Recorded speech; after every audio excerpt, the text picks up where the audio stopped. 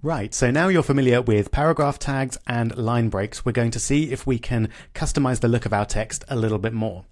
As you might have guessed, we're going to use a range of tags to do that. So first off, we're going to look at how to make some text bold. And there are two ways that we can do that. The first that I'll show you is the B tag, which, as you might imagine, is short for bold. So if we just pop B and then /B around a certain letter or string of letters, then if we have a look at that, that will come out bold. Fantastic. Simple as that. The B tag is perfectly valid HTML, but generally it's encouraged to use the strong tag instead, which does exactly the same thing, but is a little bit easier to read. So strong just makes it clear in your HTML that you want this to be displayed strongly and clearly and boldly. So you're welcome to use B or strong, and you will see both of those when you're looking at the code of other sites. I'd recommend using strong if you've got the choice. Next, we'll look at italic text. And similarly, we've got two tags that we can use. The first one, just like the bold tag, is I. So there is some italic text. Let's have a look. There it is. So nice and italic. And the second one, so instead of strong, we've got EM, which is short for emphasis. There we go. And again, it looks exactly the same, but it's generally considered better form to use EM, which is slightly clearer than I in terms of its meaning. But you will see both when you're looking at the code of existing websites, and you can use either in HTML5. Next, we'll look at underlining some text. So we'll get rid of our line break, and we'll look at some underlined text. As you might guess, we can use the U tag to underline text. Let's have a little look at that. So we've got underlined text like that. Now the U tag has an interesting history and was actually removed from HTML in version 4.01, but then brought back in version 5. So you can use it. It is valid HTML, but it's generally preferred that we use ints, which is short for inserted, to imply that our underlined text has been inserted into our paragraph. Now, once again, you can use U and you'll see it everywhere, but ints is inserted, and that's what's generally preferred. Okay, just a couple more. We'll have some superscript.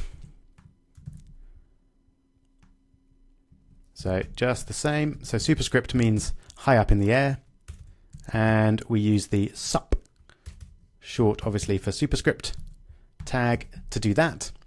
Okay, quick challenge for you. Can you work out how to do some subscript text? Go for it. I hope you managed to guess that one. It's just exactly the same, but sub instead of sup.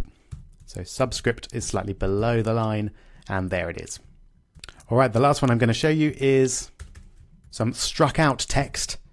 And we're going to do that using the del tag, short for deleted.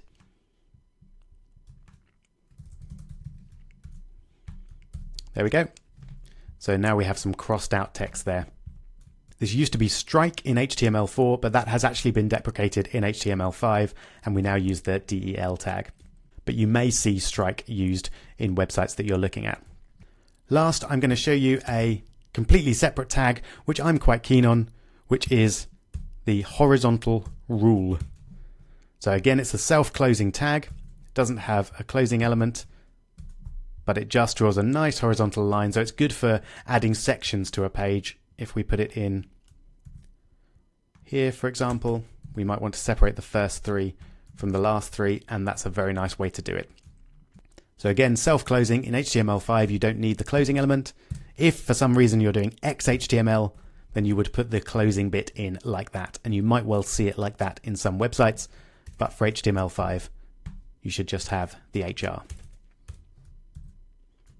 If you want to find a few more different stylings that you can do with HTML, then just go to Google, and very quickly you can get this with HTML formatting, and just click on the top result, which will take you to a website called W3 Schools, which has got a lot of information on basic HTML tags. And down here, they've got a bunch of formatting elements. So we've seen quite a few of those, but there's a few even that we haven't seen. further down. So we've got small, marked, which is highlighted there, inserted, which we saw, subscript and superscript, etc. So if you want to look more into HTML formatting, you can. But we're actually going to move on and look at lists in HTML.